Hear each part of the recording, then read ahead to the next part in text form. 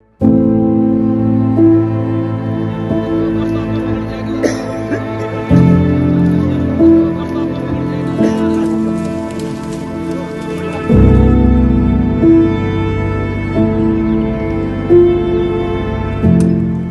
की मनीषा का अंतिम संस्कार आज पूरा हो गया।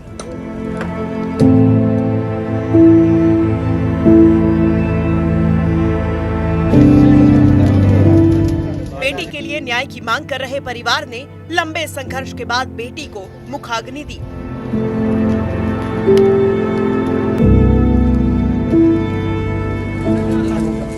मनीषा का अंतिम संस्कार अंत नहीं, बल्कि इंसाफ के लिए जंग का एक पड़ाव है।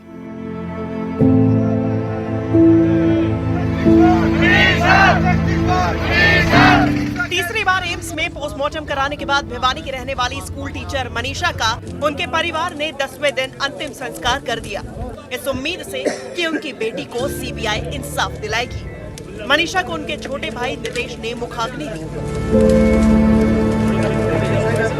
हजारों लोगों के साथ प्रशासन की मौजूदगी में बहुत शांतिपूर्ण तरीके से उस बहन को विदाई दे दी गई है। परिवार की तरफ से बात यही थी कि उन्हें और कुछ नहीं चाहिए, बेटी को न्याय चाहिए, और उस बेटी को न्याय के लिए सरकार ने सबसे बड़ी एजेंसी को ये जांच सौंप दी है।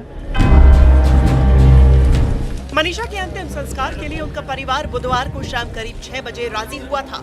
इससे पहले परिवार ने 2 मांगे सरकार के सामने रखी थी, जिसमें केस की जांच सीबीआई से कराने और दिल्ली एम्स में पोस्टमार्टम करवाना शामिल था, और उनकी दोनों मांगों को हरियाणा सरकार ने मान लिया था, और इसकी जानकारी खुद सीएम नायब सिंह सैनी ने एक्स पर दी थी। भिवानी की हमारी बेटी मनीषा और उनके परिवार को न्याय दिलाने के लिए प्रदेश सरकार तथा पुलिस प्रशासन पूरी गंभीरता और पारदर्शिता के साथ कार्य कर रहे हैं। मैं स्वयं लगातार इस मामले की रिपोर्ट ले रहा हूँ। परिवार की मांग के आधार पर हरियाणा सरकार निष्पक्ष जांच के लिए इस केस को सीबीआई को सौंपने जा रही है। इस मामले में पूरा न्याय किया जाएगा। मनीषा हत्याकांड में भिवानी के एसपी मनबीर सिंह भी हटा दिए गए और लोहारू थाने के प्रभारी समेत 6 पुलिस कर्मियों को भी सस्पेंड कर दिया गया, क्योंकि इन पुलिस कर्मियों पर शुरू से इस मामले में लापरवाही बरतने के आरोप थे, और जब मनीषा का शव मिला तब भी मामले को उलझाने के आरोप लगे, और पुलिस की इन्हीं हरकतों की वजह से लोगों का गुस्सा फूट पड़ा, जो पूरे 10 दिनों तक भिवानी प्रशासन के लिए चुनौती बन गया। दरअसल मनीषा 11 अगस्त को लापता हुई थी, लेकिन पुलिस ने केस दर्ज नहीं किया।